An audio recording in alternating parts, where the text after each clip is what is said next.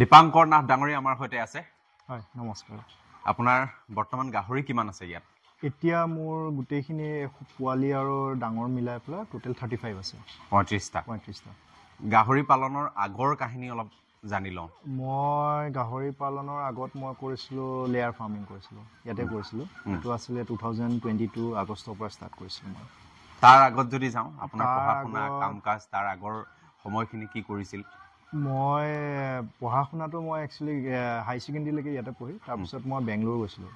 চ' বেংগলোৰতে পঢ়া শুনা কৰি তাতে চাকৰি কৰিলোঁ, কৰি পেলাই তাতে 7 বছৰ থাকিলোঁ মই। 2014 কৰিছিলে কাম? মই তাতে BCA আৰু MCA কৰিলোঁ, কৰি পেলাই তাৰপিছতে মই এটা মেডিকেলৰ মেনুফেকচাৰিং কোম্পানী আছিলে, তাতে মই গোটেই লজিষ্টিকৰ চাইছিলোঁ, মানে গোটেই অল ইণ্ডিয়া যিটো চেইন ছাপ্লাই আছিলে, ছাপ্লাইটো মই হেণ্ডেল কৰিছিলোঁ 7 বছৰ। চ' তাতে কাম কৰিলোঁ, কাম কৰি পেলাই ঘৰলৈকে ঘূৰি অহা এটা মানে মন আছিলে কিবা এটা নিজাকে কৰা। চ' 2022ত মই ঘূৰি আহিলোঁ ইয়ালৈকে। ইয়াতে আহি ফাৰ্ষ্ট মই লেয়াৰ ফাৰ্ম ষ্টাৰ্ট 2022ৰ মই আগষ্টত আহিছোঁ ইয়াত।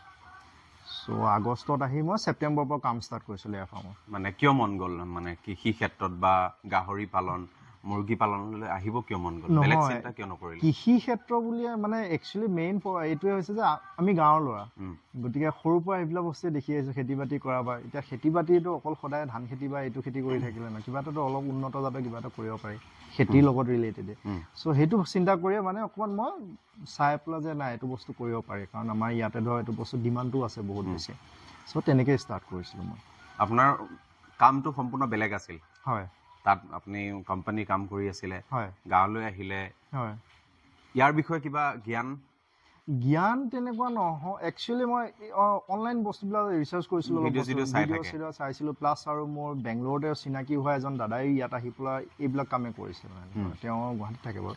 চ' তেওঁৰ পৰা বস্তুবিলাক আলোচনা কৰিছিলোঁ, কথাবিলাক ইয়াৰ মানুহৰ লগতো কথাবিলাক পাতোঁ, লগৰবিলাকৰ লগত কথা পাতি কেনেকুৱা কি চলি আছে, কি হৈছে। কাৰণ মই ইয়াৰ পৰা যেতিয়া তালৈকে গুচি গ'লোঁ, 7 বছৰ এইটো বহুত ডাঙৰ গেপ হৈ যায়। ইয়াত কি হৈ আছে ইমান বিশেষ এটা গম নাপাওঁ, আহিলেও ধৰক কেইদিনমানৰ কাৰণে থাকি গুচি যাওঁ, বস্তুখিনিতো ইমান ভালকৈ গম নাপাওঁ। গতিকে লগৰবিলাকৰ লগত কথা পাতোঁ বা ইয়াত যোনে তেনেকুৱা কাম কৰি আছে ধৰক ব্যৱসায় বাণিজ্য, তেনেকুৱা কথা পাতি বস্তুটো অলপ আইডিয়া লৈ কামখিনি তেনেকৈ ষ্টাৰ্ট কৰিছিলোঁ মই। 22ত যেতিয়া আৰম্ভ কৰিছিলে, হয়, আপুনি ক'লে যে প্ৰথম অৱস্থাত লেয়াৰ ফাৰ্মৰ পৰা আৰম্ভ কৰিলে। হয়, আপুনি কিমানমান বিনিয়োগ কৰিছিলে প্ৰথম অৱস্থাত? প্ৰথম অৱস্থাত মই আপোনাৰ ধৰক 10-12 লাখমান টকা দিলোঁ। 10-12 লাখ। হয়। তাৰপাছত আপুনি গাহৰি লৈ আহিছোঁ। পুখুৰী এটাও দেখিছোঁ, পুখুৰীও আছে, মাছো আছে। হয়, মাছ আছে, মাছ, গাহৰি আৰু লেয়াৰ ফাৰ্ম। হয়, তিনিটা প্লাছ আৰু মোৰ ঘৰত এটা আছে, এইটো ধৰক কংক্ৰিটৰ যিটো ইটা হয় আজিকালি, সেইটো ইটা বনোৱা ফেক্টৰী এটা আছে। আজি বাৰু আমি গাহৰিৰ ওপৰতে কথা পাতিম। হয়, আপুনি লেয়াৰ ফাৰ্মখন যেতিয়া আৰম্ভ কৰিছিলে, এতিয়া বন্ধ ৰাখিছে, কাৰণটো মই এতিয়া 2000 দি ষ্টাৰ্ট কৰিছিলোঁ, এতিয়া মই 5000ৰ কাৰণে মানে পৰিকল্পনা কৰিছোঁ, অলপ ডাঙৰকৈ সেইকাৰণে এয়া কিছুদিন কাৰণে বন্ধ কৰিছোঁ। মানে ধৰক কনষ্ট্ৰাকশ্যন আৰু এইবিলাক বস্তুটো ছেটআপ কৰোঁতে অলপ টাইম লাগে, সেইখিনিৰ কাৰণে বন্ধ হৈ আছে। এনেই বন্ধ কৰি দিয়া নাই, মানে বন্ধ কৰি দিয়া নাই, ভৱিষ্যতে ডাঙৰ কৰিম। মানে এতিয়া ধৰক 2000 আছিলে, মই 5000ৰ কাৰণে প্লেনিং কৰি আছোঁ বস্তুটো। ঠিকে আছে, এতিয়া আমি একদম গাহৰিৰ ওপৰতে গোটেই কথাখিনি পাতিম। অ'কে। আপুনি গাহৰি যেতিয়া আৰম্ভ কৰিছিলে, হয়, আজিৰ পৰা কিমান দিনৰ আগত? মই ছেপ্টেম্বৰত প্ৰথম আনিছোঁ গাহৰি। ছেপ্টেম্বৰ, অক্টোবৰ, নৱেম্বৰ, ডিচেম্বৰ, জানুৱাৰী, ফেব্ৰুৱাৰী, মাৰ্চ, এপ্ৰিল, 8 মাহ হৈছে। 8 মাহ।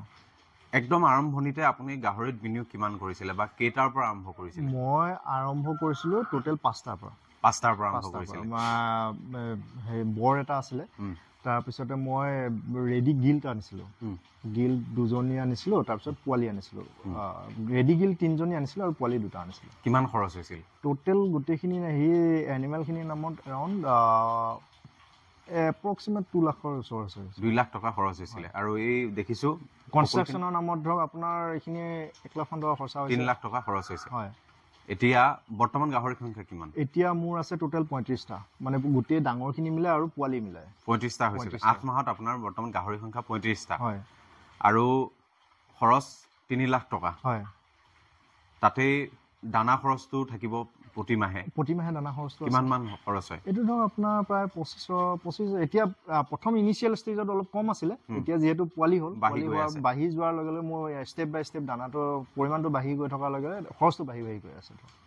এতিয়া আজিৰ ডেটত আপোনাৰ ধৰক পাৰ মান্থ 30,000 এটা খৰচা হয়। প্ৰতি মাহে 30,000কে খৰচ হ'ব হয় 8 মাহ আপুনি ইতিমধ্যে খৰচ কৰিছে কৰি আছো আৰু এইখিনি আপুনি মূলতঃ কি কাৰণে আপোনাৰ পোৱালি বেচিব নে আপুনি মাংস হিচাপে নহয় এইখিনি বস্তু মই ফুল এই গোটেই মই গাহৰি মানে ফাৰ্মখনে মই ফেটেনিঙৰ কাৰণে মানে এইটো ফ'কাছ কৰিছো মাংসৰ কাৰণে এটা বিক্ৰী কৰিবলৈ কেতিয়া পাৰিব আপুনি এতিয়া প্ৰথম বেটছটো মোৰ ৰেডি হ'বগে আপোনাৰ আগষ্ট ছেপ্টেম্বৰৰ ভিতৰত মই উলিয়াই দিওঁ মানে এক বছৰত আপুনি আৰম্ভ ছেপ্টেম্বৰত কৰিছিলে আৰু এক বছৰৰ ভিতৰত আপুনি গোটেইখিনি বিক্ৰী কৰিব আপুনি কিমানটা বিক্ৰী কৰিব পাৰিব টোটেল এতিয়া আছে ধৰ প্ৰথম বেটছত ওলালে আপোনাৰ 19 আৰু পিছত হ'ল আপোনাৰ 8টা সো টোটেল 27টা আপুনি বিক্ৰী কৰিব পাৰিব এতিয়া খৰচ যিমানখিনি হৈছে আৰু ইফালে বিক্ৰী মূল্যটো এটা গাহৰিৰ ওজন কিমান মান হ'বগৈ বিক্ৰী কৰাৰ সময়লৈকে 105-10 কেজি হৈ যাব 100 কেজি 100 কেজি আপুনি কিমানকে পাব পাৰে এইটো ধৰক এতিয়া বজাৰটো এনেকুৱা নহয় যে ফিক্স হৈ থাকে তথাপি এটা ফ্লাকচুৱেশ্যন হৈ থাকে এটা এভাৰেজ ধৰিব পাৰে আপুনি 100 230 40 50 লৈকেও যায় ভাল বজাৰ হ'লে তেনেকুৱা হৈ আছে ধৰক আপোনাৰ একেবাৰে কম হ'লে ধৰক 22-23,000 টকা এটা আহিব এটা 27টাৰ পৰা আপুনি কিমান তেতিয়া ধৰক আপোনাৰ সেই এতিয়া চেল কৰিব গ'লে এতিয়া 20,000কে ধৰিলে ধৰক আপোনাৰ 4 লাখ মানে 5 লাখ 5.5 লাখ 6 লাখ টকাৰ ভিতৰত এটা কিবা এটা মানে চেল হ'ব আৰু বিক্ৰী মূল্যটো হ'ব লাভটো থাকিবনে ভালকে যদি অংকটো আমি কৰোঁ বহুতে কয় যে গাহৰি পালন লাভজনক হয় এতিয়া গোটেই কথাখিনিতো লাভজনক বুলি ভাবিলে নহ'ব আপোনাৰ সফলতাৰ কাহিনীটো আমি ভিডিঅ' হিচাপে দেখাব পাৰিম সকলোৱে দেখাই থাকে কিন্তু মেইন যদি আমি অংকটো কৰোঁ মূল অংকটো কৰোঁ যে আমাৰ লাভজনক হয় নহয় লাভজনক হয় মানে এতিয়া ধৰক মই যিমানখিনি গম পাইছোঁ বস্তুটোৰ প্ৰতি এই 8 মাহত যিখিনি এক্সপিৰিয়েঞ্চ হৈছে মই এইটো কোনেও ক'ব নোৱাৰে যে লাভজনক নহয় বুলি লাভজনক হ'ব আপোনাৰ যিও হওক দি থৈ যাব এতিয়া লাভজনক কিয় হ'ব বুলি কৈছোঁ গাহৰিটো আমি পিছতহে বেচিম কিন্তু ইয়াৰ পৰা যিটো ৱেষ্ট ওলাই আছে মোৰ পুখুৰী আছে মোৰ পুখুৰীত তাৰ ৱেষ্টটো দি আছোঁ তাৰ পৰা মই মাছটো ব্যৱহাৰ কৰি আছোঁ এতিয়া মই মাছ বেছি মই ইয়াৰ দানাটো ইউজ কৰি আছোঁ সো মানে এটা চক্ৰৰ দৰে হৈ আছে বস্তুটো প্ৰফিটটো আহিয়ে আছে মোৰ তাৰ পৰা মই এতিয়া দানাটো এটাই কিনি আছোঁ মই গাহৰি দানাই কিনি আছোঁ গাহৰি দানাটো কিনি পেলাই মই মাছত দি আছোঁ ইয়াৰ ৱেষ্টেজটো মাছত দিয়া ল'লে মাছৰ পৰা যিটো হৈ আছে মই এভৰি মান্থ মানে 45 দিনৰ মূৰে মাছ মাৰি আছোঁ বিক্ৰী কৰি আছোঁ মই মানে হিচাপ এটা উলিয়াই চাওঁ কাৰণ আমি হিচাপতহে গোটেই ব্যৱসায়টো হয় নহয় জানো যে আপুনি ক'লে বৰ্তমান প্ৰথম অৱস্থাত আপুনি খৰচ কৰিছিলে পোৱালি নামত 2 লাখ টকা তাৰ পাছত আকৌ আপুনি এই কনষ্ট্ৰাকশ্যনৰ নামত ধৰক 1 লাখ টকা এটা খৰচ 3 লাখ টকা আপোনাৰ খৰচ আৰু ইফালে কৈছে যে প্ৰতি মাহে আপোনাৰ 30,000 টকাকে খৰচ হৈ আছে এক বছৰ খৰচ হ'ব তাতে 30,000কে হ'লে 3,60,000 মানে 6,60,000 টকা আপোনাৰ এক বছৰত খৰচ হ'ব আৰু অন্যান্যখিনি আছেই শ্ৰমিকৰ খৰচ অন্যান্যখিনি খৰচ আছে ইয়াতে দেখিছোঁ বিদ্যুৎ ব্যৱস্থাও আছে তাতো খৰচ হ'ব আৰু আপুনি কৈছে যে আপোনাৰ বেচিব আপুনি 27টা 100 কেজিকে হ'ব আপুনি 100 কেজিকে হ'লে 27টা গাহৰি হ'ব 2700 কেজি নহয় জানো এভাৰেজ ধৰিলে আপুনি গড় হিচাপে ধৰিলে আৰু আপুনি মূল্য পাব 250 টকাকে 250 টকাকে ধৰ এভাৰেজ ধৰিলে একদম গড় হিচাপে যদি ধৰো 250 টকাকে হ'লে তাত 6,75,000 টকা ইয়াতে ধৰি লওক অন্যান্য যিখিনি আছে আপোনাৰ থাকিবই এইখিনি ধৰ এতিয়া গড়াল বনোৱা কামটো এইটো ওৱান টাইম খৰচ এইটো থাকিবই আৰু এইখিনি যিখিনি মই এতিয়া এনিমেলখিনি আনিলোঁ এইখিনি ওৱান টাইম খৰচ এটা বেটছ হৈছে পিছৰ বেটছটো আকৌ পোৱালি হৈ এতিয়া ৰেডি এইখিনি আকৌ প্ৰেগনেণ্ট হৈছে এইখিনি আকৌ ডেলিভাৰী হ'বগৈ আকৌ জুলাই আগষ্টলৈকে আকৌ ডেলিভাৰী আছে মোৰ মানে এটা বছৰত দুবাৰ হয় ধৰক আপোনাৰ 2 বছৰত আপুনি 5 বাৰ পোৱালি ল'ব পাৰে এতিয়া যিটো হিচাপ কৰিলো যে 27টা বিক্ৰী কৰিব পাৰিব তাৰমানে আকৌ নেক্সট বেটছটোত আকৌ 27টা বিক্ৰী কৰিব পাৰিব 27টা এতিয়া ধৰক প্ৰথম কিজনে ইনিচিয়েল ষ্টাৰ্টিং দিছে ষ্টাৰ্টিঙত সিহঁতে পোৱালি সদায় কমায় তাৰপিছত ধৰক আপোনাৰ 12টা 13টা তেনেকৈ বাঢ়ি গৈ থাকে যেতিয়া যিমান মেচিউৰ্ড হৈ গৈ থাকিব পোৱালি ইমান বাঢ়িব কোৱান্টিটিটো বাঢ়ি গৈ থাকে তাৰমানে আমি হিচাপটো যিটো উলিয়ালো তেনেহ'লে এইটো যিটো 6,75,000 সেইটো আমি পুনৰ আকৌ নেক্সট বেটছটোত আমি একেই হিচাপ কৰিব পাৰিম হিচাপেটো অলপ বেছিও হ'বগৈ বেছিও হ'ব লাহে লাহে বাঢ়ি গৈ থাকিব বুজি পালো মানে বহুতৰ প্ৰশ্ন কৰে এতিয়া এই বিশেষকৈ ইউটিউবৰ ভিডিঅ'সমূহ প্ৰস্তুত কৰাৰ ওপৰত যেতিয়া লিখি দিয়া যায় মই প্ৰতিটো ভিডিঅ'তে কওঁ কোনোবাটোত যে কয় যে লাখ টকা উপাৰ্জন বহুতে ভাবে এইবোৰ মিছা কথা হয় মই সেইকাৰণে ভাবোঁ যে অংক ব্যৱসায়ত মূল কথাটো অংকটোৱে নহয়, অংক নহ'লে নহ'ব নহয় আপুনি। এতিয়া অংকটো এনেকুৱাকৈ চলে, এতিয়া মই ইয়াৰ পৰা যদি ৱেষ্ট ষ্টেচন মই পুখুৰী দি আছোঁ, পুখুৰী মাছটো ওলাই আছে, মোৰ দানা খৰচতো ইমান হেডেক ল'ব লগা একো নাই।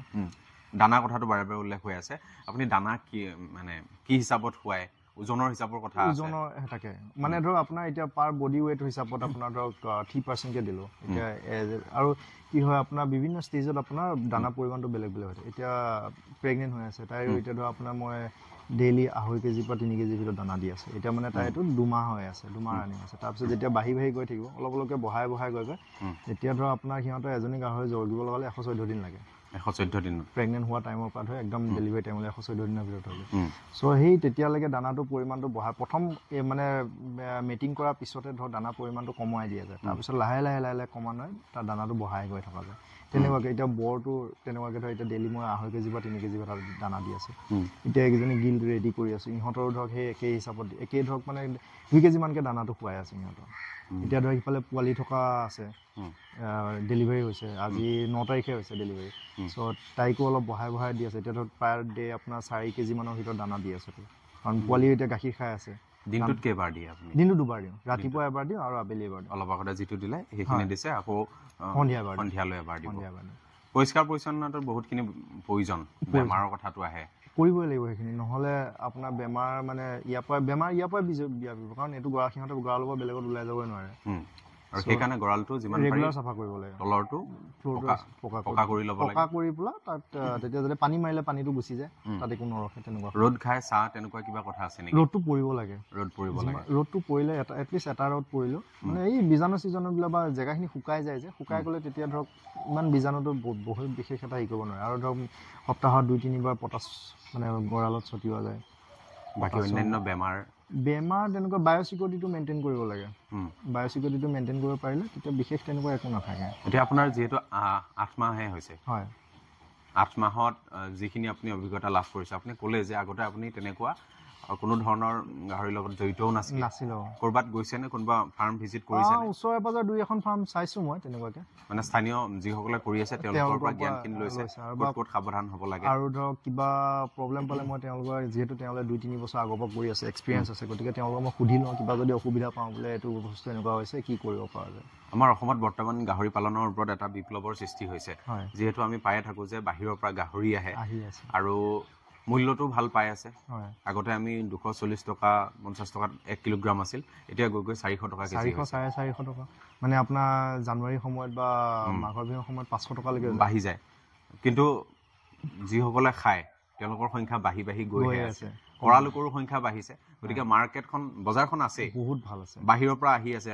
এই যোগান আৰু চাহিদাৰ মাজত সদায় অকণমান কমি আছে, সেইকাৰণে বাহিৰৰ পৰা আহিব লগা হৈছে। আৰু যদি স্থানীয় যুৱকসকলে আৰম্ভ কৰে, এতিয়া 8 মাহতে আপুনি কৈছে যে আপুনি এটা ভাল লাভৰ অংশ পাব, আৰু ই দীঘলীয়া হ'ব যাত্ৰাটো। ভৱিষ্যতে পৰিকল্পনা?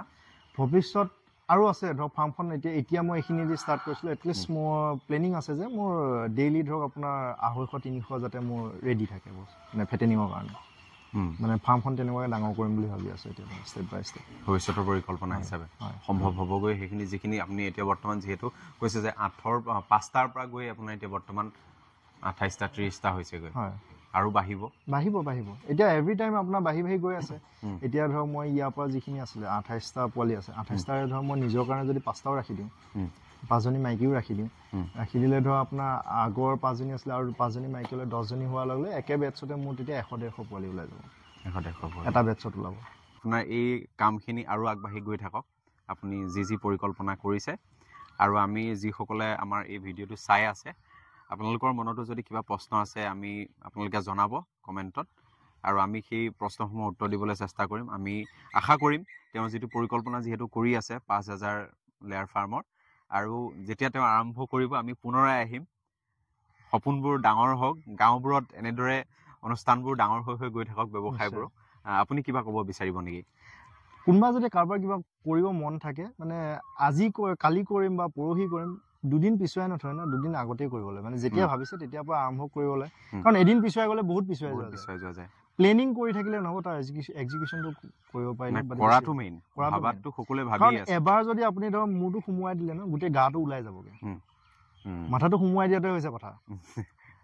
ৱালখনৰ কেৱল ফাক এটা পাইছে ন মাথাটো সোমাই দিও গাটো ওলাই যাব গতিকে আৰম্ভ কৰিম বুলি ভাবিলে আৰম্ভ কৰি দিয়ক হাতখাপতি বহি থাকিলে নহ'ব মানে কিবা এটা কৰিম যিও কৰক মানে লাগিলে সৰুকে কিবা এটা কৰক কিন্তু আৰম্ভ কৰক কাৰণ এবাৰ আৰম্ভ কৰিলে আপোনাৰ বিভিন্ন ধৰণৰ ৰাস্তাত বিভিন্ন খুলি যাব আৰু আমি সেই ধনাত্মক বাৰ্তাটোৰ সৈতে আজি আমি ভিডিঅ'টো ইমানতে সামৰিছো নমস্কাৰ